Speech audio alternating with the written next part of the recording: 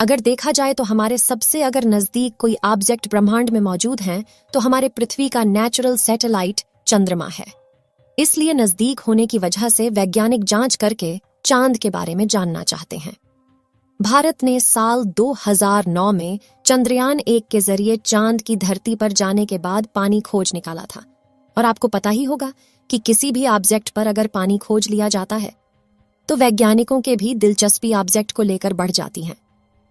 चंद्रयान 1 की सफलता के बाद वैज्ञानिकों ने चंद्रयान 2 को चांद पर ले जाने की प्लानिंग बनाई, लेकिन साल 2019 में इसका लैंडर चांद की जमीन पर नहीं उतर पाया।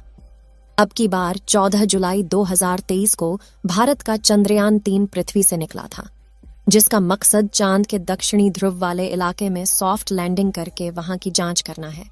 लेकिन अब सवाल ये उठता है कि चंद्रयान 3 अब कहां पहुंचा है। उसका रॉकेट तो पहले ही दिन अलग हो गया था, तब यह इतना ज्यादा रफ्तार में कैसे आगे बढ़ रहा है और उसकी स्पीड को इसरो कंट्रोल कैसे कर रहा है। आखिर उसके अंदर कितना फ्यूल है और वह चांद पर कब तक पहुंच जाएगा। चांद पर जाने के बाद भारत के वैज्ञानिकों को क्या भेजने वाला है। तो दोस्तों, इस वीडियो रिपोर्ट में सभी बातों का खुलासा करने वाले हैं और सभी रहस्य का पर्दा उठाने वाले हैं। आप देख रहे हैं जीके दृष्टि यूट्यूब चैनल। दोस्तों, जब कोई अंतरिक्ष यान पृथ्वी से निकलकर किसी दूसरी दुनिया की ओर अपना रास्ता तय करता है तो वह सीधा अपने लक्ष्य तक नहीं जा सकता। इसलिए पहले वो अंडाकार कक्षा में पृथ्वी की परिक्रमा करता है। इस प्रकार 5 राउंड काटकर पृथ्वी से धीरे धीरे दूर चला जाता है। चंद्रयान 3 के साथ भी ऐसा ही किया गया है। चंद्रयान 3 पृथ्वी के चारों ओर अंडाकार राउंड काटता हुआ चंद्रमा के नजदीक जा रहा है। करीब 6 राउंड काटकर यह पृथ्वी की कक्षा से बाहर निकल जाएगा। अभी हाल फिलहाल में इसरो की ताजा जानकारी के मुताबिक चंद्रयान 3 पृथ्वी के अंतिम राउंड में पहुंच चुका है, यानी कि पृथ्वी के चारों ओर यह लास्ट राउंड काटकर सीधा चांद के रास्ते पर निकल पड़ेगा, जैसे कि आप इस वीडियो में देख सकते हैं। चंद्रयान करीब 31 जुलाई को पृथ्वी और चांद के चारों ओर इन सारे चक्करों को पूरा कर लेगा। अब आप सोच रहे होंगे कि चंद्रयान 3 को चांद पर भेजने के लिए बनाया गया है, तो फिर इसे पृथ्वी के चारों ओर क्यों घुमाया जा रहा है, सीधे चांद पर क्यों नहीं भेज दिया जा रहा। दोस्तों, इसका सीधा सा जवाब है कि चंद्रयान 3 को पृथ्वी के गुरुत्वाकर्षण बल से निकालना बहुत जरूरी है।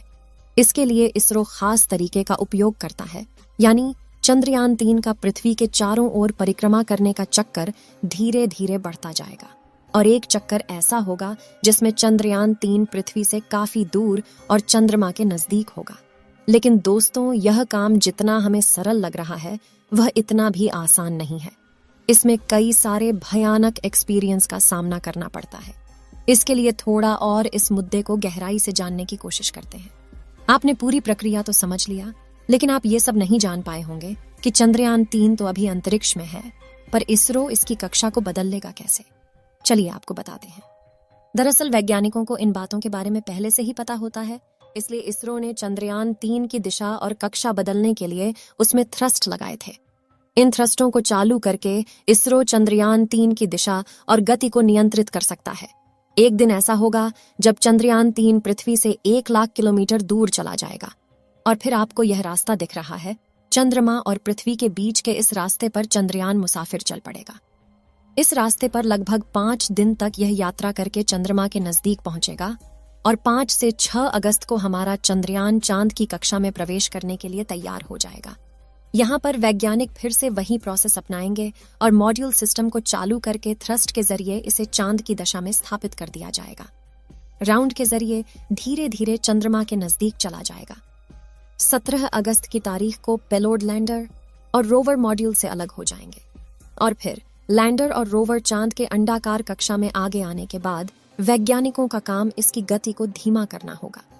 इसके लिए चंद्रयान 3 में लगे हुए थ्रस्ट को इसकी गति के उल्टी दिशा में चलाया जाएगा और 23 अगस्त को वह दिन आएगा जब यह चंद्रयान मुसाफिर चांद की सतह पर सफलतापूर्वक उतर जाएगा। वैज्ञानिकों ने किसी भी समस्या से बचने के लिए कई अलग रास्ते की खोज की है। लैंडर और रोवर को पहले से कहीं ज्यादा मजबूत बनाया गया है, जिसमें चंद्रयान 2 जैसी किसी भी गलती के बारे में बचा जा सके। और तो आपको पता है कि भारत में इससे पहले 2 चंद्रयान चांद पर भेजे जा चुके हैं। यह तीसरा मुसाफिर है। चांद पर ध्रुवीय इलाकों में शोध करने के लिए गया है। लैंडर के अंदर से रोवर निकलकर चांद के उस गड्ढे वाली जमीन के ऊपर चलेगा और वहां से कई बड़े बड़े खुलासे करने वाला है। और पूरी दुनिया की बेस्ट एजेंसियों की नजर है, क्योंकि सभी वैज्ञानिक चांद के क्षेत्र से अनजान हैं। आज से पहले जिस देश ने भी वहां पर जाने की हिम्मत की है, उसका मिशन वहां जाने से पहले फेल हो गया। लेकिन इस बार भारत पूरी तैयारी के साथ चांद पर उतरा है। अब आप सोच रहे होंगे कि इसके अंदर ऐसा कौन सा फ्यूल है जो इसे ब्रह्मांड के अंदर चला रहा है। इस समय चंद्रयान 3 अंतरिक्ष में इस रफ्तार से चल रहा कि अगर उसकी कमान में थोड़ी सी भी गलती हो जाए तो फिर बहुत बड़ी दिक्कत हो सकती है। चंद्रयान 3 14 तारीख को लॉन्च हुआ था। उसके 16 मिनट बाद यह पृथ्वी के कक्षा में पहुंच चुका था। और यह भी आपको पता होगा कि अंतरिक्ष यान को पृथ्वी के वातावरण से बाहर निकलने के लिए 1 सेकंड के अंदर 11 किलोमीटर की स्पीड हासिल करनी होती है। इतनी स्पीड इस रॉकेट में लगे बूस्टर और अलग अलग इंजन हासिल कर लेते हैं। अब आपको बता दें कि रॉकेट में जो फ्यूल था वह क्रायोजेनिक स्टेज से अलग होते ही खत्म हो चुका है। मतलब लॉन्च से केवल 16 मिनट के बाद से ही पूरा का पूरा खेल पूरा हो चुका है। अब चंद्रयान 3 चल किससे रहा है? दोस्तों, इस वक्त चंद्रयान 3 तरह की एनर्जी से चल रहा है। एक तो उसके अंदर फ्यूल भरा हुआ है, दूसरा सोलर एनर्जी और तीसरा बैटरी। फ्यूल की बात करें तो यहाँ पेट्रोल या डीजल का इस्तेमाल नहीं होता। इसमें एविएशन कैरोसिन का इस्तेमाल होता है, जो हवाई जहाज में इस्तेमाल होता है। बल्कि चंद्रयान 3 में भी सैटेलाइट में यूज होने वाला ब्रॉडबैंड हाइड्रोसील होता है। इसको जलाने के लिए नाइट्रोजन ऑक्साइड का इस्तेमाल किया जाता है। और जब पृथ्वी से 1 लाख किलोमीटर दूर चला जाएगा, चांद और पृथ्वी के बीच के सीधे रास्ते पर चलना शुरू कर देगा। और इसी दौरान इसकी स्पीड, जिसे वैज्ञानिक बस्ती के तौर पर जानते हैं, 40,320 किलोमीटर प्रति घंटा से भी ज्यादा होनी चाहिए। क्योंकि धरती की कक्षा से बाहर जाने के लिए यह बेहद जरूरी है। अगर ऐसा नहीं होता तो हमारी धरती चंद्रयान 3 को वापस अपनी ओर खींच लेगी और यह मिशन बर्बाद हो सकता है। चलिए एक बात और जानते हैं। जब इसरो वैज्ञानिक इसके इंजन को फिर से चालू करेंगे तो इसके प्रोपल्शन मॉड्यूल में 2 बड़े इंजन टैंक लगे हुए हैं, जिनको जलाने से ऊर्जा मिल रही है। इसरो के वैज्ञानिक उस दिन का इंतजार कर रहे हैं जिस दिन चंद्रयान 3 और चंद्रमा अंतरिक्ष में एक लाइन में अंदर आ जाएं। एक लाइन में आने के बाद इसे पृथ्वी की कक्षा से निकालकर चांद के रास्ते रवाना कर दिया जाएगा। और फिर 17 अगस्त के आसपास इसरो के वैज्ञानिक कोशिश करेंगे कि चंद्रयान 3 की कक्षा को पकड़ लिया जाए। नहीं तो 40,320 किलोमीटर प्रति घंटे की रफ्तार से चंद्रमा को छोड़कर ये आगे निकल सकता है, यानी उससे भी आगे निकल सकता है। और अगर ऐसा हुआ तो सब कुछ बेकार हो सकता है। इसलिए यहाँ पर कदम कदम पर वैज्ञानिकों को सावधानी रखनी होगी। चांद की कक्षा में डालने के लिए चंद्रयान के प्रोपल्शन मॉड्यूल में लगे छोटे छोटे इंजन की मदद से चंद्रयान के इंटीग्रेटेड मॉड्यूल को पूरी तरह से विपरीत दिशा में घुमाया जाएगा। चांद की कक्षा पकड़ने पर धीरे धीरे यह चांद के नजदीक चला जाएगा।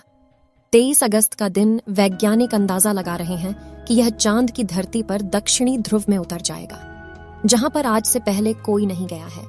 यहां तक कि बड़ी बड़ी स्पेस एजेंसी के अंतरिक्ष यान भी इस जगह पर आते ही गिर जाते हैं। वहां पर भारत का यह मुसाफिर चंद्रयान उतरने वाला है। चांद का दक्षिणी ध्रुव ऐसा इलाका है जहां पर गड्ढों की भरमार है।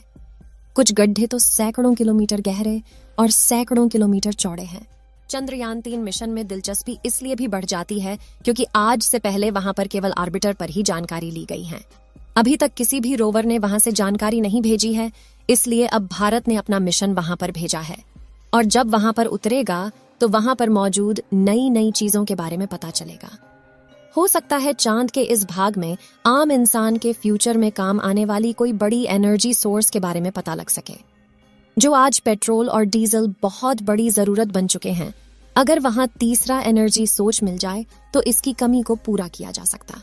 चलिए दोस्तों, इस वीडियो को यहीं पर खत्म करते हैं। इस वीडियो को एक लाइक जरूर करें और अपने मित्रों तक इस वीडियो को शेयर करें ताकि उन्हें भी जानकारी मिल सके।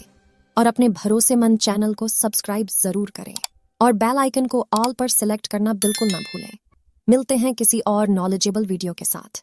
वीडियो को अंत तक देखने के लिए धन्यवाद।